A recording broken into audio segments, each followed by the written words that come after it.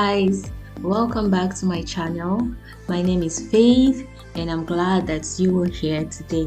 Alright, so in our last session we learned about CSS, how to link CSS to our HTML, the different ways we can link our CSS to our HTML. And we said in our next session we are going to learn about CSS selectors. So today we are learning about CSS selectors. Alright, let's get to it. This is the HTML for our project. In case you've not been following our HTML project, you can check the playlist, the HTML and CSS playlist. You will find the HTML project. So this is the HTML we use for our project, and this is the one we also use to learn our linking. You can see the style, the internal style, the inline style, and our external styling. So let's begin with this external document. We have already linked it here in our HTML style.css. So we'll clear this out so we can begin. All right, let's start CSS selectors. Okay, so most of the time we will explain what the selector does because there are so many, and the only problem is understanding how to use these selectors. So we'll spend more time explaining them. We might not have to see the different, we might not have all the time to see how they apply with the HTML. We will do some example, but not all. All right, let's begin. The first we are going to talk about is the universal selector. All right, so this universal selector, what it does, it selects everything in your HTML page, everything in your HTML. That's why it's called universal, from the whole of the body. So it's mostly used, it's more is a wildcard, and it's mostly used to reset your HTML page, because why would you want to give everything on your page a particular styling? So it only makes sense when you use it to reset your HTML page to like default, removing those browser default settings, because your web page or HTML always has a browser default setting. It will give it, a margin and padding of like 20 px, and that, okay. All right, so let's see an example of how to use the universal selector.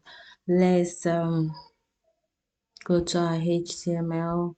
Let's view. All right, so on this page, you can see there is a space up here because this is just our plain HTML project. No,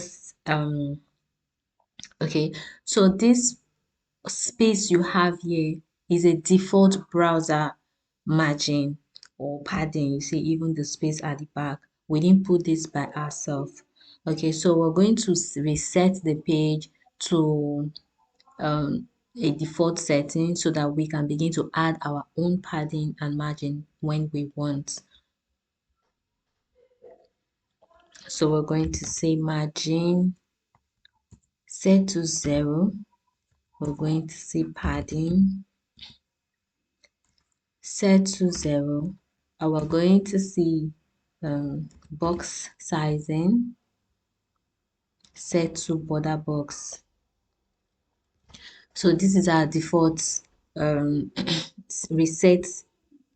This is how we reset our HTML. Okay, so you see that space is no longer there. The space on the left and the space at the top is no longer there. Now those browser default setting is gone, so we can begin. So that's what you can use the universal selector for it select everything on the page. You can also use it to set maybe your font family.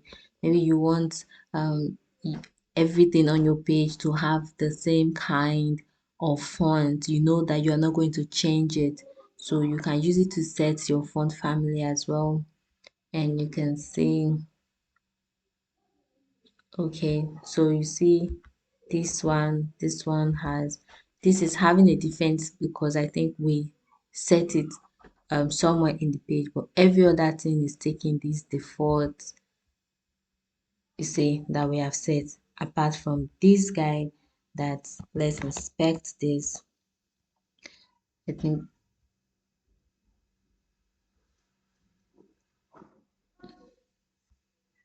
okay, yes, we've set our h2 to have cursive.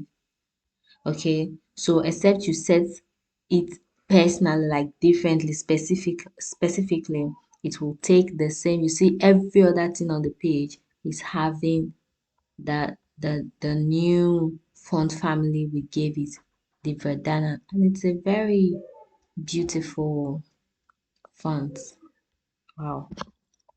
All right, so let's continue.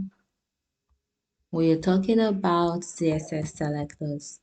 Okay, the next selector we are going to see is the type or element selector. Type selector or element selector, because it just basically selects the element. So what it does is it can take the header as an element, it can take the div, it can take article, it can take h2, img, just the way it is. So let's use the img type or element selector. So we just put this as a selector. So this is a type selector. You can also have your p, that's a type selector. Just basically selecting an element is the type selector. You can even say body, that's a type selector or an element selector. All right, so we can say we want our image to have a border of solid 2px red. Okay, let's go and see what this will do. You see, all our image, and what it does, it will select every image because it's an element. So it goes and check everywhere that element is, and it will apply that style to it. So while it is okay if you actually want every of that element to have the same styling, but it's not okay if you want them to have different styling. So it's not okay to just select an element on its own. It's always good to use what is called either an ID or a class. So that brings us to the ID or class selector, because if you're to work in a group and then you use an element to style something, and then your team member wants to style his or her own image or any other element, and discover that his element already has a default styling, and be wondering, okay, where is this styling coming from? And discover someone in the team has selected an element and given it a default styling. So that could cause a complication in your code. So it's always best to use instead the class. Okay, I believe we understand what this does now. All right. So use the class or the ID selector. Let's begin with the class selector. So the class selector has a syntax. The syntax for the class selector is the period. So anywhere you see a dot followed by a name, let's choose a name from here. Let's say spring collection. Let's say dots spring collection. So once you see a dot, you will know that there is a class, an HTML with a class of this value, spring collection, in your HTML. There's a class with spring value, with the name spring value in your HTML. So now we have this class here. We don't really have, we have not set it in our HTML. So let's say we want all spring value. We're going to put it somewhere here. Okay. Okay, we'll put it here. We'll put it here. So this is more like a list. We're going to put it here and say class, and we'll give it a name. Alright, so this is how you write a class selector. It's more like an attribute with a value, the class. So you will take this name, spring collection, go to your CSS, put a dot in front of it at the beginning, and then you put that exact name. Okay, so then let's first of all see what styling that has here. All right, it has flower dress, light hairy jacket, pastel, and let's say we want to add a padding to it. Let's come back here.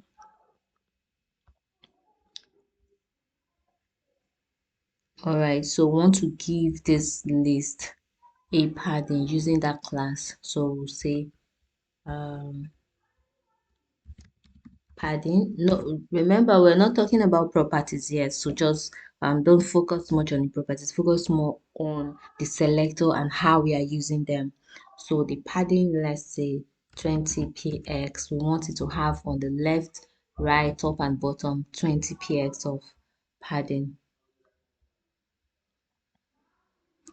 Okay, so this brought back. Okay, let's go back. Let's do it from here. So this spring collection, all right, our list is having this the bullet points. Let's use it to remove the bullet point. Let's say list style type equal to none.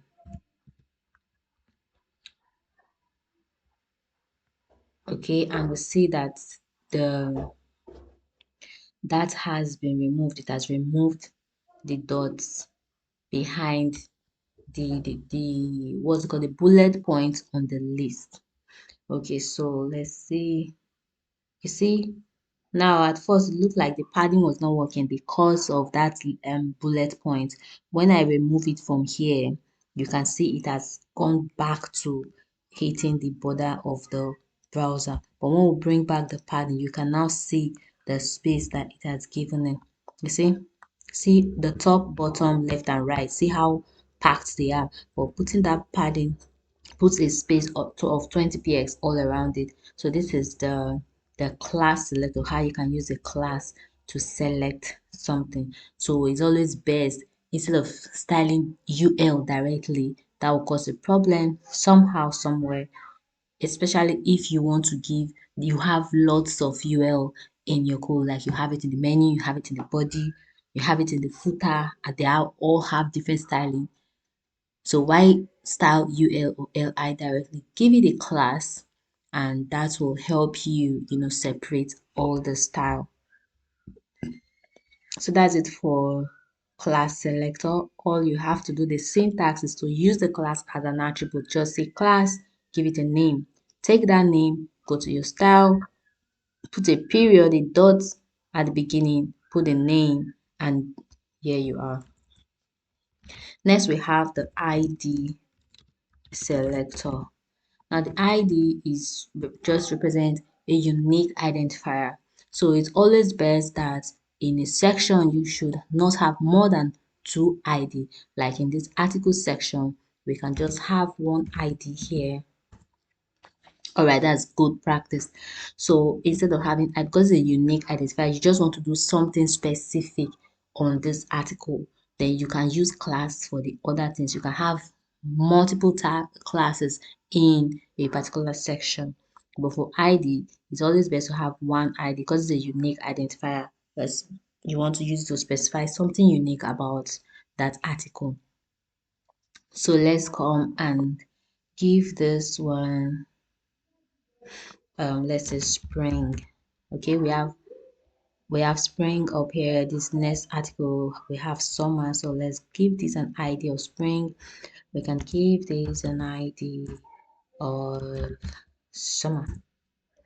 Okay, so now the ID has its own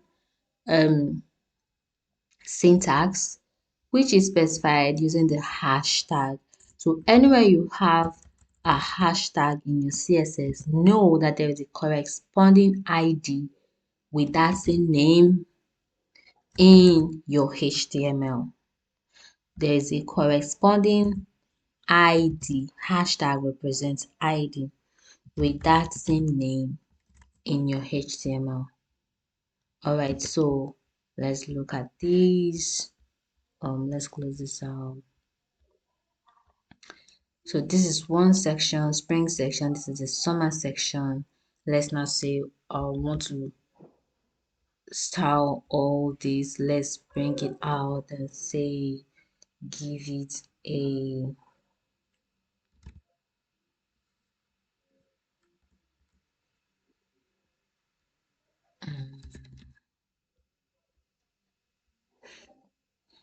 text align center. That has moved everything we have on that section in that section to the center. And let's say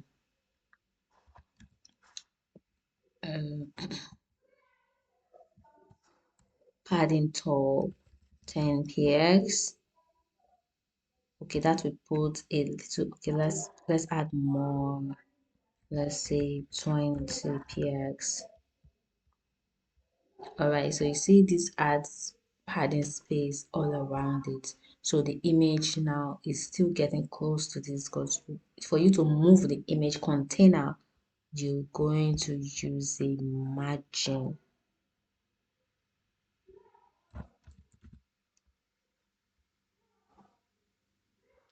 So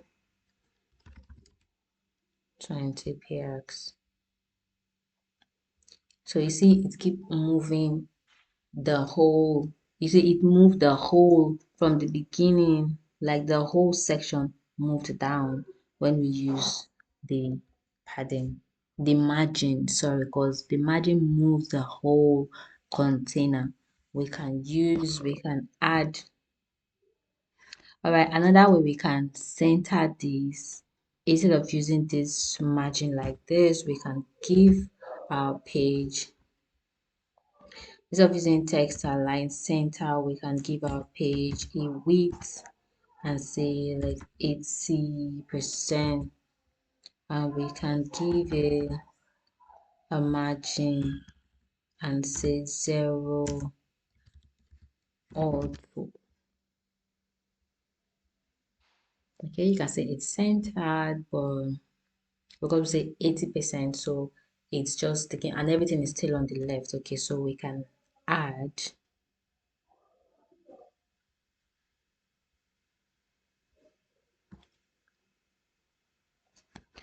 okay, we can add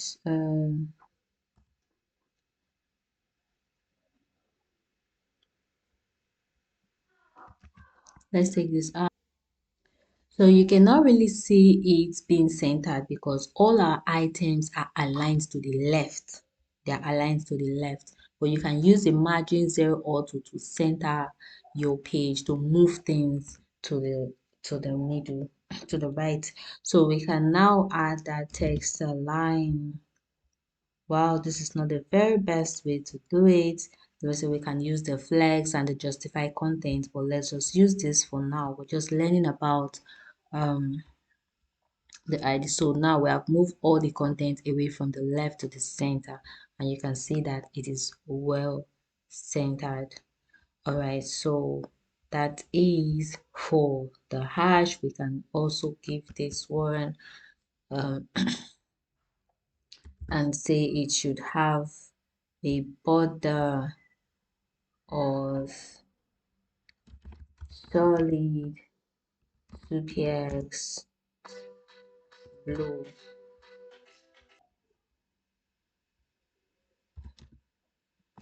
We can give it a border radius of 10 px. Let's view this. Okay, so our summer has a border and a border radius. So that's just for ID. All right, let's give it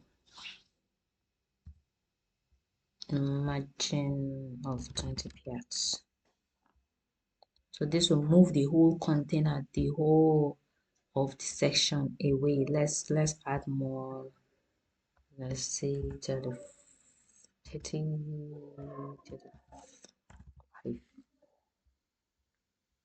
All right, so you see all the spaces around. So margin basically moves the whole container. You see, this is the whole section of that div. When we come here, you see there's a whole article container. So it moved it. All right, so that's for ID. Next, we're going to see the combination selector. So this video won't be too long. We're going to stop here today and we will continue the combination selector in another session. All right, thank you for watching. Remember to subscribe to the channel. Remember to like the video. Bye.